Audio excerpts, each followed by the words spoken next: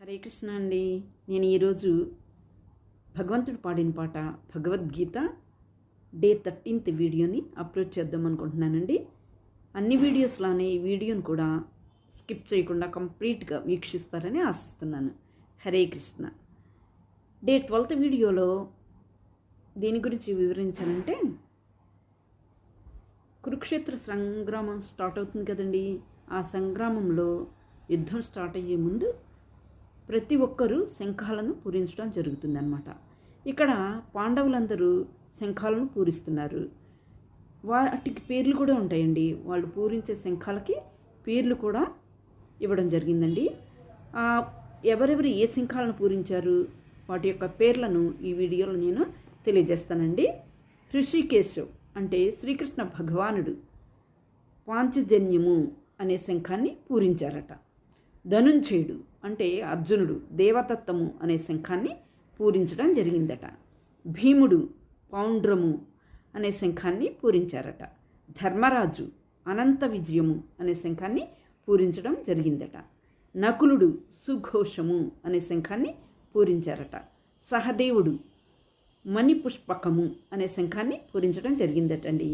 ఇలా ఒక్కొక్కరుగా పాండవులు పూరించిన శంఖాల యొక్క శబ్దానికి కౌరవులకు గుండెలు దద్దరిల్లాయటండి. ఆ శంఖాల యొక్క ధ్వనిని విని కౌరవుల యొక్క గుండెలు చాలా దద్దరిల్లినాయట. కానీ కౌరవులు వారి శంఖాలను పూరించినప్పుడు పాండవులు చాలా ప్రశాంతంగా ఉన్నారట. ఎందుకంటే పాండవుల వైపు ఎవరున్నారండి? సాక్షాత్తు శ్రీకృష్ణ భగవానుడు ఉన్నారు. ధర్మం కూడా వీరి వైపే ఉంది. అందువలన అన్నమాట. కౌరవుల వైపు ధర్మం లేదు. దుర్యోధనుడు కంగారు పడిపోయి, అయినా నా వైపు ద్రోణాచార్యుడు లాంటి కృపాచార్యుడు లాంటి వారు నా వైపు ఉన్నారు, మనకేం పర్వాలేదు అని అనుకున్నాడట.